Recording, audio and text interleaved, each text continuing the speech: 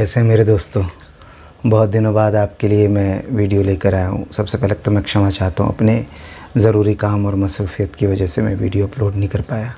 हालांकि मैंने आपसे ये वादा किया था कि मैं आपको ऐसे 10 वीडियो दिखाऊंगा जिसके बाद आपका जो है स्टॉक मार्केट से लॉस हमेशा के लिए ख़त्म हो जाएगा। हालांकि कुछ एक चीज़ें जिसकी वजह से ये मुख्यतः ये वीडियो बनाने का मैंने सोचा, क्योंकि मुझे पता है कि इस वक्त फिर आप एक गहरी चिंता में चले गए हैं और बाज़ार के उस नियम को दरकिनार कर रहे हैं जहाँ पर बाज़ार अपना ये नियम कैरी करता है कि वो गिरता है और भागता है। तो बाज़ार अभी गिर रहा है और कुछ लोग इसके अंदर में पॉलिटिक्स, जियोपॉलिटिक्स का बहुत बड़ा रोल मान रहे हैं कि ट्रंप ने हिंदुस्तान पे 25% टैरिफ लगा दिया, ट्रंप ने हिंदुस्तान पे 50% टैरिफ लगा दिया, ट्रंप बोल रहा है कि अब वो और पेनल्टी लगाएगा, ट्रंप ये कह रहा है, ट्रंप वो कह रहा है। इंडियन इकोनॉमी को आप ये सब एक्सपर्ट लोगों से ये सब चर्चा सुन ही रहे होंगे कि वो ये कह रहे हैं कि जीडीपी के अंदर 1% की गिरावट आ जाएगी, कुछ कह रहे हैं, कोई कुछ कह रहे हैं। इस टाइम देश का माहौल वॉलेटाइल है और जब भी देश का माहौल वॉलेटाइल होता है तो मेरी अपनी 20 साल की ट्रेडिंग एक्सपीरियंस और उसका नज़रिया ये है कि जब भी बाज़ार मतलब देश का मूड वॉलेटाइल होता है तो बाज़ार एक बड़े मूव की तैयारी कर रहा होता है। एकदम उलटवासी। अब एक छोटा सा डिस्क्लेमर मैं आपको लगा देता हूँ।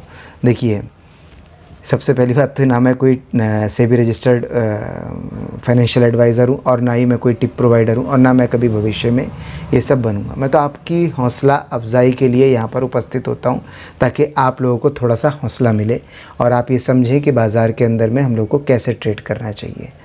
वो जो 10 वीडियो का चंक है जिसमें मैंने आपसे ये वादा किया था कि लॉस को आप भूल जाओगे, जिसके 4-5 वीडियो मैं डाल चुका हूँ, वो बाद में। आज का टॉपिक हमारा ये है कि क्या ये जो ट्रंप का टैरिफ जिसकी वजह से कह रहे हैं कि बाज़ार गिर रहा है और एक पावर प्रेशर बन रहा है और अदानी के शेयर के ऊपर में तो बहुत ज़्यादा वॉलेटाइल है। कुछ लोग ये कह रहे हैं कि अदानी जो है उसके ऊपर शिकंजा कसा जा रहा है और वो लोग जेल जा सकते हैं, और कुछ लोग ये कह रहे हैं कि ये एक इंटरनेशनल कॉन्स्पिरेसी हो रही है जिसके अंदर मोदी जी के ख़िलाफ़ साजिश हो रही है और उनको जो है शायद सत्ता से जाना पड़ेगा। अच्छा, अमेरिका का ट्रैक रिकॉर्ड ऐसा है कि वो ऐसे दूसरे देशों के अंदर दखलंदाजी करता भी है और यकीनन उसने कई जगहों पर सत्ताएं बदली भी। बांग्लादेश के अंदर ऐसा मतलब उड़ती उड़ती खबरें हैं कि उनका योगदान था, पाकिस्तान के अंदर भी उड़ती उड़ती खबरें हैं कि उनका ऐसा योगदान था। लेकिन हिंदुस्तान जो है, भारत जो है, ये इसको आपको समझना पड़ेगा, इसके डायनामिक को समझना पड़ेगा आपको। नंबर एक तो भारत कोई एक छोटा देश नहीं है कि यहाँ पर आप सत्ता बदल कर जो है मनचाही चीज़ हासिल कर लोगे। यहाँ पर अगर सत्ता बदल के कोई दूसरा भी सत्ता में, हाँ अमेरिका खुद ही टेक ओवर कर ले अलग बात है, लेकिन अगर कोई दूसरा भी सत्ता में आए तो यहाँ पर बहुत सारी चीज़ें जो नहीं हो सकती वो नहीं हो सकती। ठीक है, ये बहुत सारे राज्य हैं, यहाँ पर बहुत सारी राज्य सरकारें हैं, बहुत सारी विचारधाराएँ हैं, बहुत सारी अलग अलग तरीके की पार्टियां हैं। और अमेरिका के साथ में जो ये कंपनियां धंधा कर रही हैं, जो भी आईटी कंपनियां हैं, ये सालों के एक रिलेशनशिप है, बाउंडिंग है। ये सबको क्रैक और ब्रेक करने का मौका ये कोई भी नहीं, मतलब एक नॉर्मल समझदार आदमी भी होगा ना। अगर आप इसको ऐसे समझो कि अगर एक छोटा सा धंधा चल रहा है, मामूली सा धंधा चल रहा है, उसके अंदर में एक चीज़ ऑटो पायलट पे आपकी सेट हो गई है, मतलब उसका सेटअप जो है एकदम आपने रेडी कर लिया और वो तैयार हो गया है। अब उससे आपका जो है सिर्फ मुनाफा बनता रहता है, तो उस जगह को आप नहीं छेड़ते, उस जगह को आप बिल्कुल भी नहीं छेड़ोगे, क्योंकि वो चीज़ जैसी चल रही है आप उसे वैसा चलने दोगे। आप भले ही कुछ नया करोगे, कुछ नए अपने तरक्की के लिए, अपनी ग्रोथ के लिए कुछ नया करोगे, लेकिन पुराना जो ऑटो पायलट पे सेट हुआ है उसके साथ में आप छेड़खानी नहीं करोगे। उसका खामियाजा सबको भुगतना पड़ता है। और इतना बेवकूफ़ ना तो अमेरिका है, ना इतने बेवकूफ़ ट्रंप साहब हैं, और ना इतने बेवकूफ़ मोदी साहब हैं कि मोदी साहब उनको आंख दिखा रहे हैं या वो ट्रंप साहब भी उनको आंख दिखा रहे हैं। तो मीडिया प्रोपेगेंडा और यहाँ की लोकल डोमेस्टिक राजनीति के लिए ये सब कहते हैं कि मोदी जी चाइना जा रहे हैं और क्या कहते हैं, अब वो पुतिन से मिल रहे हैं और हम पाला बदल रहा है। हम लोग अमेरिकन पाले के अंदर हैं और बड़े स्ट्रांगली हैं, और बहुत सारे बैक चैनल में बातचीत चल रही है।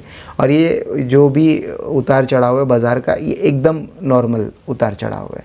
इस चीज़ को आप अभी कुछ दिनों के अंदर में समझ जाएंगे, अगस्त सितंबर के अंदर आप समझ जाएंगे। यकीनन इसके अंदर आपके पोर्टफोलियो ज़रूर क्या कहते हैं, थोड़े से लाल निशान के अंदर में आ गए होंगे और उससे चिंता होना स्वाभाविक है। तो क्या यहाँ पर वो लॉस लेके एग्ज़िट करना एक सही कदम है? मेरा मानना ये है कि यहाँ से लॉस लेके एग्ज़िट करना बिल्कुल सही कदम नहीं है। अगर आपको डाउट है कि बाज़ार यहाँ से बहुत ज़्यादा मतलब गिर सकता है, रिसेशन आ सकता है, इसका लॉन्ग टर्म इम्पैक्ट हो सकता है, दुनिया भर की चीज़ें हो सकती हैं, तो आप 2-4 लॉट अपने मतलब पोर्टफोलियो के साइज़ के हिसाब से 2-4 लॉट पुट के मंथ एंड के आप ख़रीद के बैठ जाओ। अगर आपका अनुमान सही निकला तो वहाँ पर आपकी बाहर हो जाएगी। लेकिन बाज़ार और बाज़ार की चाल उसे धड़ाम से तो गिरने दे नहीं रहे हैं और DI जो है बड़े स्ट्रॉन्ग तरीके से उसकी होल्डिंग बना रहे हैं और बाज़ार को संभालने की कोशिश कर रहे हैं। यानी कि बाज़ार जो है वो तैयार है कि ये जो भी छोटा मोटा मंथन का दौर चल रहा है इसको पार पा लेगा और बहुत आराम से जो है बाज़ार यहाँ से एक नई यात्रा शुरू करेगा। हो सकता है कि थोड़ा सा ये महीना और अगला महीना वॉलेटाइल हो सकता है चला जाए, लेकिन लॉन्ग टर्म बाज़ार की चाल यही है और बाज़ार का नियम भी यही कहता है कि बाज़ार गिरता है भागता है। तो अभी गिर रहा है तो आमतौर पे तो इसके अंदर में जो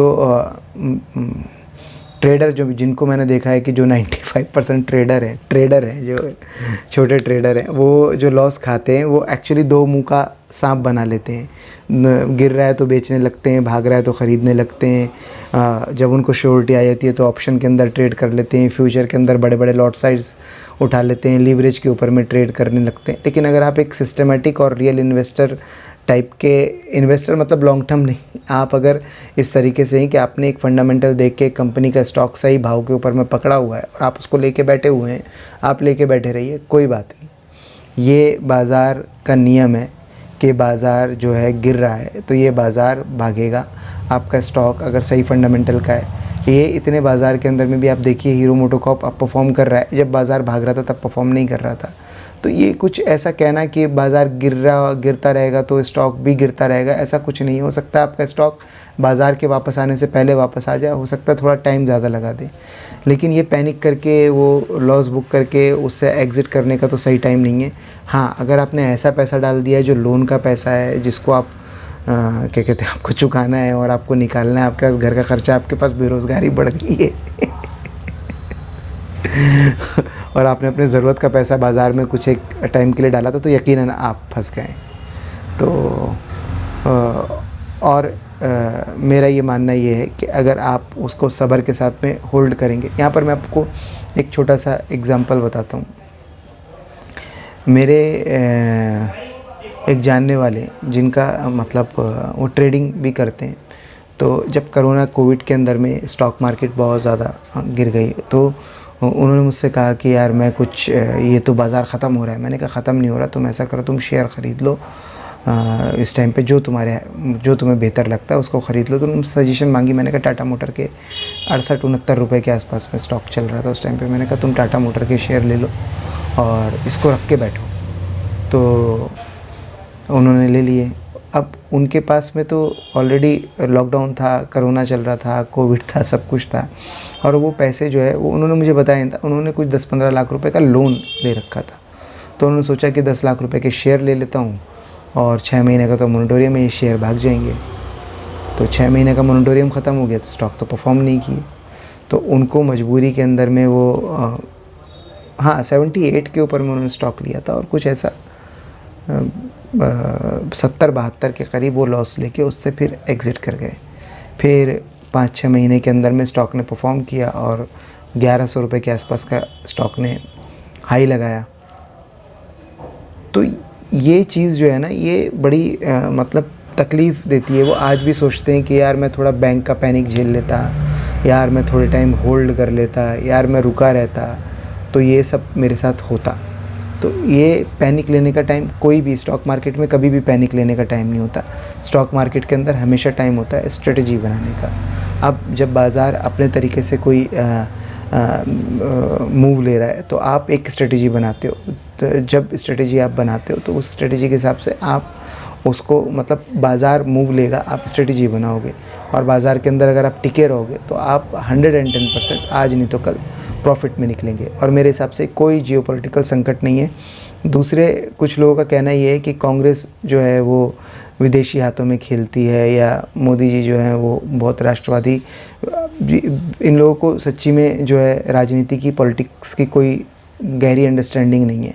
मेरी हिंदुस्तान की पॉलिटिक्स के ऊपर में बहुत गहरी अंडरस्टैंडिंग है। मैं हिंदुस्तान की राजनीति को समझता हूँ और मुझे पता है कि यहाँ पर कोई भी पॉलिटिकल पार्टी, चाहे कांग्रेस हो, चाहे भाजपा हो, चाहे समाजवादी पार्टी हो, चाहे बहुजन समाजवादी पार्टी हो, चाहे कम्युनिस्ट पार्टी ऑफ इंडिया हो, चाहे राष्ट्रीय जनता दल और तृणमूल कांग्रेस और जो साउथ की पार्टियाँ AIDMK, जो भी आप जिन पार्टियों को भी आप समझते हैं जो नेशनल लेवल पर मजलिस इत्तेहादुल मुस्लिमीन है, जिनको नेशनल लेवल पर लोग जानते पहचानते हैं, हिंदुस्तान के अंदर में ये कोई भी पार्टी ऐसी नहीं है जिसका विचार इंडियन है।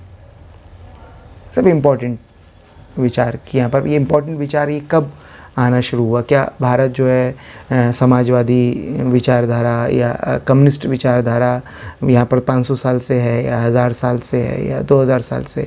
हाँ, कुछ लोग इसके अंदर में तर्क ज़रूर देते हैं कि भैया ऐसा है कि ये तो बहुत सारी तरीके के विचार थे और उन सबको एक आवाज़ मिली।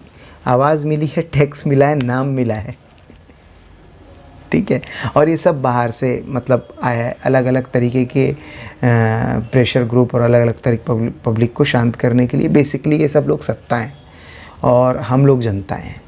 और सत्ता जो है कि जिस विचार और जिस आइडियोलॉजी को उन्होंने इम्पोर्ट किया है, आयातित है उनके पास में, और तो वो उस विचार की बात लगातार बोलते रहते हैं। बाकी सत्ता में आने के बाद में उनका बर्ताव और बिहेव आम तौर पर एक ही तरीके का होता है, एक ही तरीके से बर्ताव करते हैं, कोई भी हो।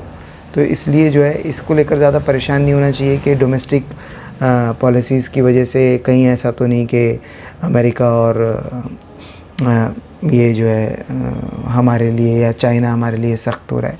वो जो भी सख्ती या जो भी आपको दिखता है ये उनके अपने अपने हित होते हैं, अपने अपने हित के ऊपर सब काम करते हैं।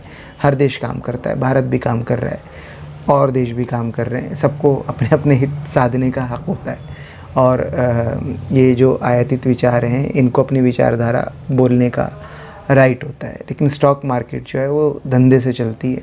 बाज़ार की इकोनॉमी जिस तरीके से स्मूदन होती है उस तरीके से बाज़ार जो है रिएक्ट करता है। और इस टाइम पे इंडियन इकोनॉमी काफ़ी मजबूत है और इसलिए ये भारतीय और ग्रोथ रेट भी बहुत अच्छा है। इसलिए भारतीय बाज़ारों का यहाँ से रिसेशन में जाना, गिरना या ख़राब हो जाना, ये इसका कोई दूर दूर तक न चांस है, ना कोई लॉजिक है।